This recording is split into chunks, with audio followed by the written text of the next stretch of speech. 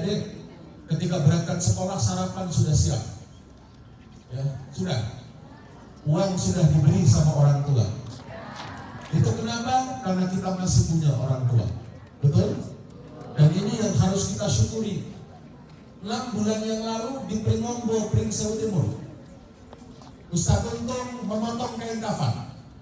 Perhatikan, 6 bulan yang lalu ada seorang anak yang umurnya kelas 2 SMP. Kelas 2 SMP, dan Ustaz Untung lah yang kemudian mandikan jenazah, kemudian potong kafannya, dan saya yang bungkuskan jenazahnya. Ibunya sudah 6 bulan atau 7 bulan sebelumnya meninggal. Dan anak ini 6 bulan yang lalu ditinggal oleh bapaknya. Dalam waktu umur 2 SMP dia sudah menjadi yatim piatu. Dan adik-adik, apa yang membuat sedih? Perhatikan adik-adik semua yang laki-laki. Bapaknya meninggal, saya ngimami sholat jenazah. Saya ngimami sholat jenazah, anak ini ada di pojokan sana. Perhatikan.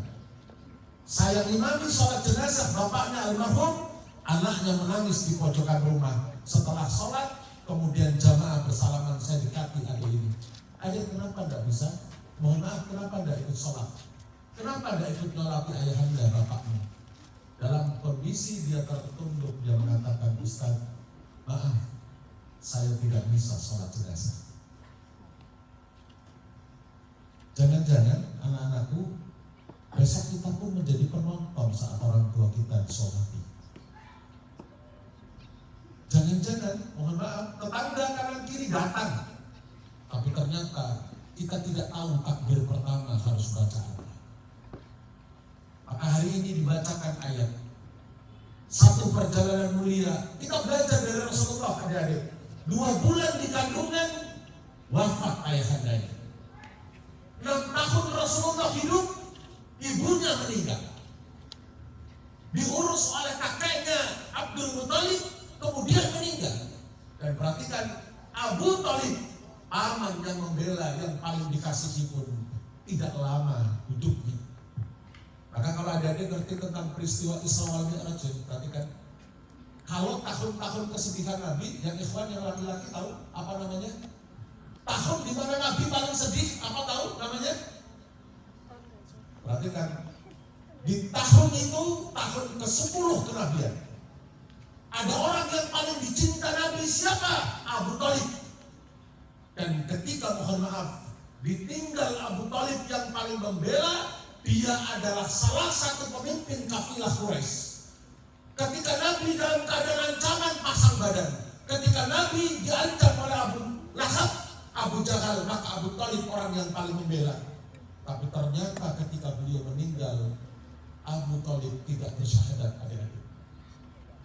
Abu Thalib orang yang paling membela, meninggal dalam keadaan kafir, meratap Muhammad. Sampai diingatkan Allah, ya ayyuhal mudassir, fa'anzir. Ditegur, hai Muhammad, hai orang-orang yang berselimut, kau tidak boleh bersedih hati, walakin Allah yahdi man yasha. Coba bayangkan adik-adik, orang yang paling membela tidak bersyahadat. Dan di tahun itu perhatikan ada 2 kehilangan besar. Saya kasih uang 100.000 kalau tahu. Tahun itu disebut tahun paling sedihnya Nabi, namanya tahun apa? Ayo, tak kasih 100.000. 5 menit perjanjian batal. Anaknya yang paling membela meninggal, istri tercinta Khadijah meninggal. Maka tahun itu disebut tahun Amul Husni. Apa? Tahun kesedihan Nabi. Kalau bayangkan adik-adik, ya, Khadijah itu dinikahi Nabi umur 40 tahun. Rasulullah menikah umur 25 tahun, dan Khadijah adalah janda terkaya. Hartanya kepengen tahu, hartanya separuh kekayaan Mekah yang punya Khadijah. Separuh Mekah yang kekayaannya dikuasai oleh istri Rasulullah. Tapi perhatikan, ketika menikah dengan Nabi, hartanya diserahkan kepada Rasulullah. Dan ketika mohon maaf semua hartanya dibelanjakan di jalan Allah untuk berperang, untuk syiar. Dan ketika perhatikan Fatimatus Zahra kecil, dia sudah tidak punya makanan gandum, dia sudah tidak punya kurma. Dan ketika Fatimah hendak menyusui, perhatikan, ketika Fatimatus Zahra hendak menyusui, maka Khadijah menyusui, yang keluar bukan lagi air susu tapi darah. Dan perhatikan apa wasiat Khadijah. Semua perhatikan. Ketika 2 hari sebelum meninggal, Rasulullah sudah tidur di pelepah kurma. Orang terkaya 2 hari sebelum meninggal, Khadijah memanggil putrinya. Hai putriku tercinta, sampaikan kepada ayahandamu baginda Rasulullah. Andai kata aku meninggal, andai kata aku wafat, perhatikan, aku ingin dikafani dengan sorbannya Nabi. Aku ingin tubuhku dibalut dengan sorbannya Nabi, karena sorban itu yang dipakai Rasulullah untuk menerima wahyu. Ada pengen tahu kenapa kepengen dikafani dengan sorbannya Nabi? Ibu, bapak, guru, dasar nih. Karena Khadijah ketika meninggal tinggal 2 hari, bajunya tinggal 1, tambalannya 83 tambalan. Ini orang terkaya. Dan ketika disampaikan, ya Rasulullah, hai ayahanda, ibunda ingin dikafani. Ya ini ada nanti catat ya kalau ada pertanyaan. Ibunda ingin dikafani dengan sorbanmu. Rasulullah menangis sedih. Ya Allah, wanita terkaya ku nikahi, tapi ketika hendak meninggal hanya punya selai baju, bahkan hanya selendang sorbanku yang diminta. Maka Jibril turun. Jibril turun diutus Allah membawa 5 kafan. Nanti kalau ada pertanyaan deh, siapa manusia yang kafannya langsung dari surga? Ada 5. Turun, Jibril mengatakan, hai Muhammad, jangan bersedih hati, kudatangkan kafan dari surga atas perintah Allah. Siapa kafan ini dipakaikan? Hai Jibril, kafan pertama untuk istrimu Khadijah 2 hari yang akan datang. Yang kedua, kafan untukmu ya Rasulullah. Yang ketiga, kafan untuk putrimu Fatimatus Zahra. Yang keempat, kafan untuk menantu dan keponakanmu Ali bin Abi Thalib. Dan yang kelima, kafan untuk Hasan cucumu. Husain tidak diberi kafan karena kelak dia meninggal di Karbala di Bantai, tidak memakai kafan. Meninggal Khadijah, Rasulullah bersedih. Perhatikan adik-adik, ternyata dalam sedih Nabi di tahun ke-10 kemudian Jibril diutus untuk menjemput Rasulullah. Dalam sebuah peristiwa, Subhanalladzi asra bi abdihi lailan minal masjidil haram. Dalam keadaan bersedih, Nabi dibawa untuk Isra, perjalanan dari Masjidil Haram menuju Masjidil Aqsa di Palestina. Mi'raj adik-adik. Akhirnya Mi'raj menemui Allah, sedih, dan kemudian berjumpa summa stawa alal arsy, langsung dipotong adik-adik. Ceritanya langsung sampai hampir bertemu Allah. Nabi masih ajak Jibril, ya Jibril, temani aku bertemu Allah. Tapi dalam kisah Jibril ini masuk ke Sidratul Muntaha, terpental, bahkan Jibril sampai pingsan.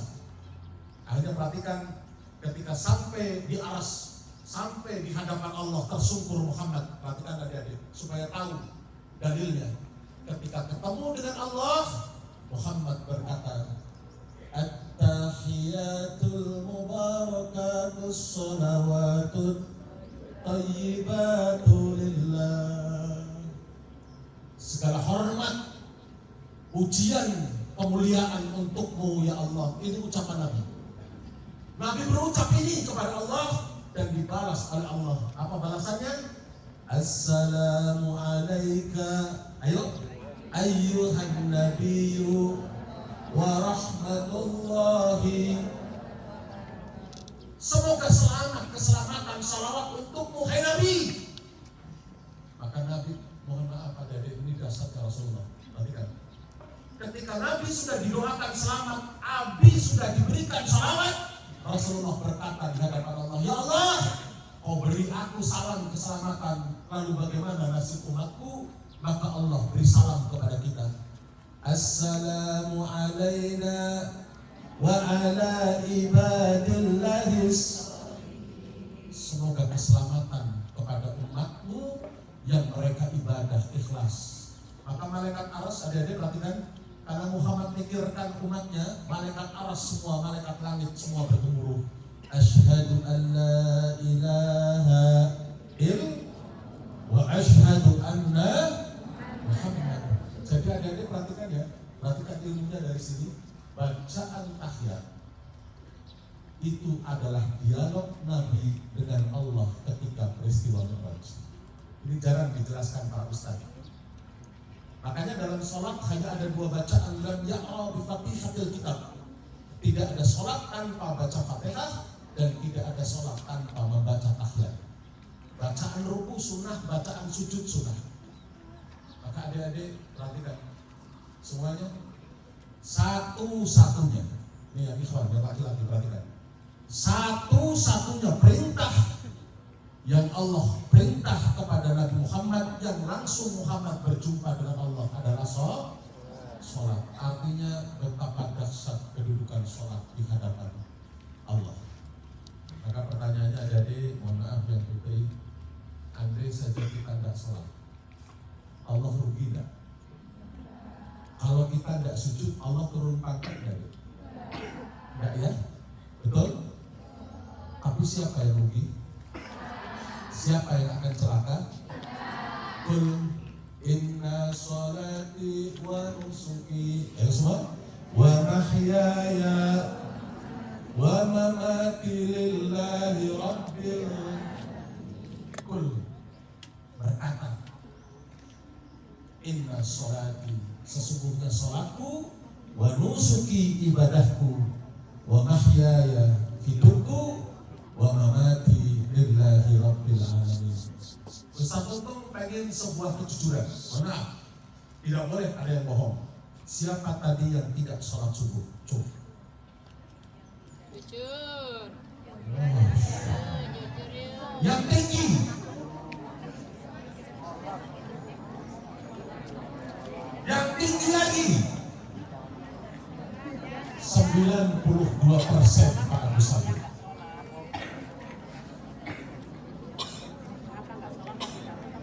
Maaf adik-adik, Ustaz Untung lama di pesantren kuliah.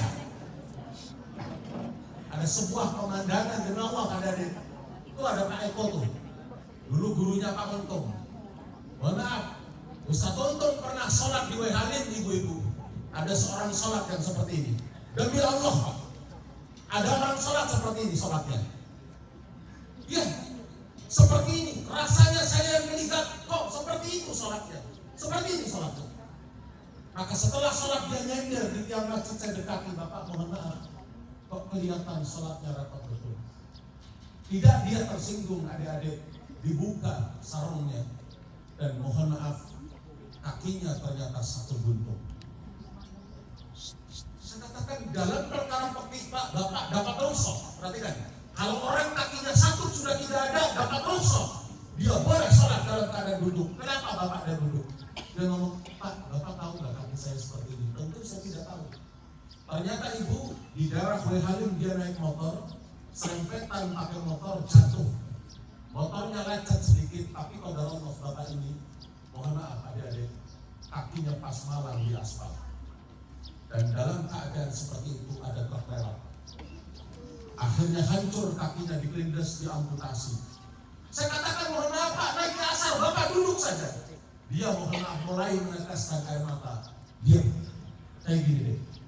Demi Allah Pak, saya tetap akan berdiri. Kenapa? Karena selama kaki saya lengkap dua, saya belum pernah bersujud kepada Allah. Ketika Allah panggil azan adik-adik, dia tidak pernah tergerak.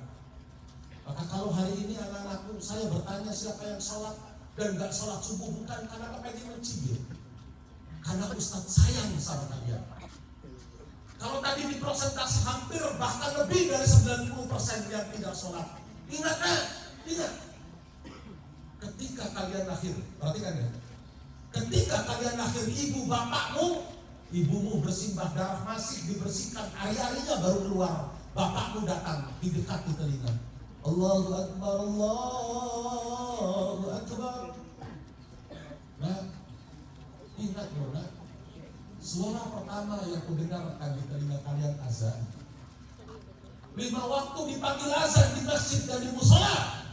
Bahkan ada pernah lihat nggak ada orang sudah di kuburan masih diazani? Ada pernah lihat ada orang azan di kubur? Subhanallah. Artinya apa nak? Berarti kan anak SMP 2 bangga orang tuanya ketika kalian besok jadi dokter. Makanya mohon maaf ini tahadus binikmat saja ya Kak. Tahadus binikmat saja. Sedikit memberi supaya motivasi kepada adik-adik. Putri kami yang pertama ini dapat undangan untuk kuliah di Chicago University, Amerika. Anak Ustadz ini dapat undangan. Tapi kemarin mohon maaf saya ngomong di depan anak saya, karena kebetulan dia prestasi sekolah ranking 1 terus. Tapi mohon maaf, saya sampaikan ke Abu Salim, nak, abimu bangga kau pintar, tapi abi lebih bangga kalau kau sholatnya rajin. Barangkali satu waktu SMP 2 anaknya jadi dokter, jadi insinyur, jadi sarjana. Orang tua bangga. Tapi satu waktu lagi yang laki-laki perhatikan, orang tuamu bangga ketika satu ketika Allahu Akbar, di masa tua ibumu kalian mampu menjadi imam sholat orang tua kalian. Atau jangan-jangan mohon maaf nak, seperti kisah tadi, ada anak yang orang tuanya meninggal, yang lain menyolati, sementara kalian hanya melihat orang sholat. Nah, sholat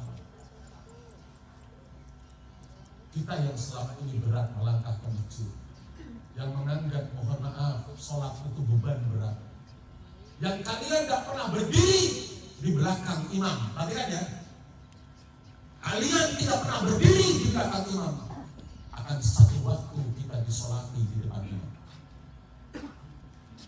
Kita yang hari ini kalau ada adzan, mohon maaf banyak main game, main HP, kita tidak berangkat ke masjid dengan kaki kita, maka satu waktu kita akan berangkat ke masjid dibawa oleh kaki-kaki orang lain. Maksudnya apa tidak? Kalau sudah gini, la ilaha illallah, la ilaha illallah. Jadi milih sholat apa disolati yang laki-laki? Milih sholat di belakang imam atau disolati di depan imam? Nah, mau kau seperti apa, hidupmu sehebat apa, kalau kau tidak sholat, percuma. Yang terakhir sebelum tanya jawab adik-adik, Ustaz Untung pernah mondok di satu pesantren namanya Pondok Pesantren Miftahul Ulum. Perhatikan ya, kisah ini terakhir, nanti kita bisa dialog. Kelas 3 SD, nah, Ustaz Untung tuh narik-narik selang. Saya yang narik selang, isi jamban. Jamban tahu jamban? Isi gentong. Abah yai saya meninggal, Pak Haji saya, Pak Salim. Kelas 3 SD saya narik selang. Abah yai saya meninggal. Tapi subhanallah saya katakan, ya Rabb, apakah besok matiku seperti ini? Abah yai punya anak 4 anaknya soleh semua, anaknya ngerti agama, dan anaknya ahli sholat. Jadi ketika terengah ibu, bapak mohon maaf, Abah yai saya itu nyawanya sudah basah, kita nazar norok itu. Anak yang perempuan namanya Siti Mutmainnah, di bagian kepala dia belai kepala ayahnya. Sembari didekati telinga kanannya, la ilaha illallah. Indah niat. Apa kata orang tua? Nah, kutukarkan laparku untuk kenyangmu. Bapakmu di sawah, bapakmu kuli, bapakmu mohon maaf jadi buruh. Sembari macul, anakku di SMP 2, bapakmu ngomong di hati, ya Rob, gak apa-apa aku rekoso ya Allah. Aku tidak sekolah, yang penting anakku mulia. Mereka tidak tidur sebelum kita terlelap. Lalu berapa banyak anak di sini, mohon maaf, membentak orang tuanya, menghardik orang tuanya. Dulu nak, pertama yang didengarkan adzan di telinga kalian, maka kau tidak usah bawa hartamu. Perhatikan ya, kau tidak usah bawa pangkatmu, Tapi gantiannya nak ketika sakaratul maut kau bisikan la ilaha mohon maaf ibu, bapak, guru, yang satu di perut sebelah kanan, yang satu di perut sebelah kiri, yang satu di ujung kaki. Mereka iqra'ul Quran, mengantarkan sakaratul maut orang tua dengan zikir dan Al-Quran. Dan kala itu ada, mohon maaf, setelah lap nyawanya, anak yang perempuan menutup mata sembari menangis. Bismillah ala billati Rasulillah. Saya lihat adik-adik kursi plastik Pak Busoyo. Anak yang laki-laki duduk berjejer di kursi plastik. Abah jenazahnya di pangku, yang perempuan buyang mandi terakhir dimandikan oleh putra-putrinya. Nah, dulu kau kucebokin, dulu kau kumandikan. Maka kalau bisa mandi terakhirku bukan Pak Kau, tapi kalian yang mandikan. Dibungkus kafan sama anaknya, dan ada pemandangan yang wajilat qulubuhum adik. Anaknya yang baik, yang laki-laki yang pertama maju di depan mihrab.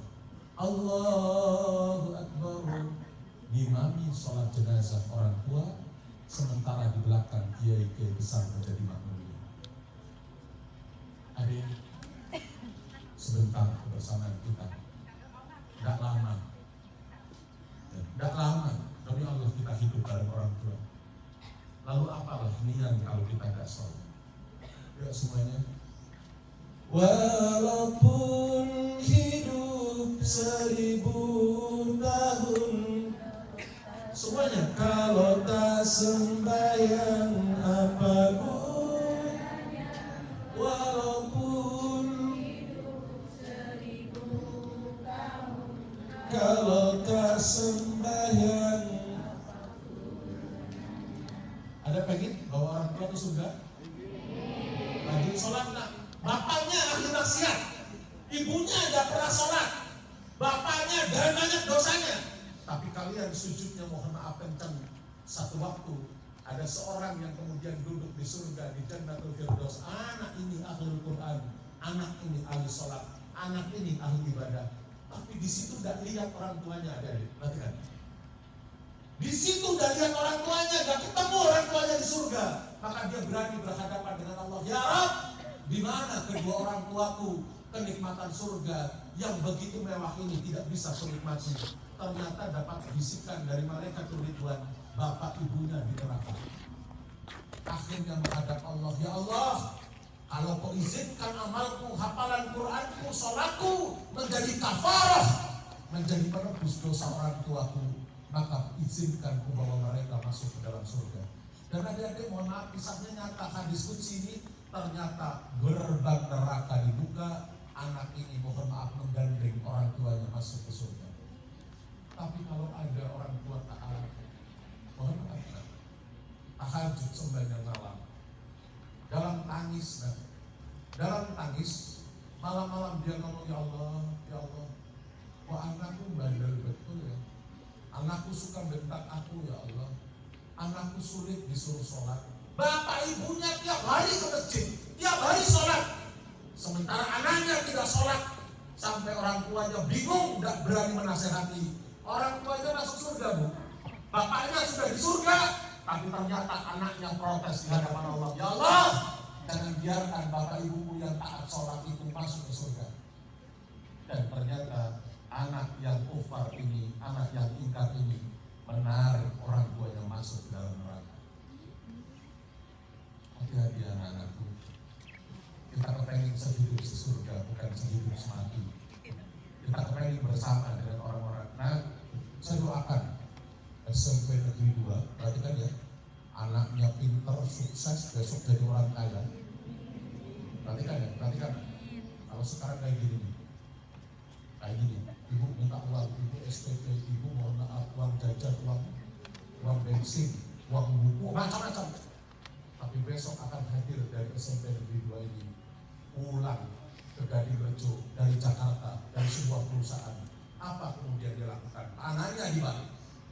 Kalau dulu seperti ini, tangan kalian balik di atas. Mama, ini uang untuk berangkat haji.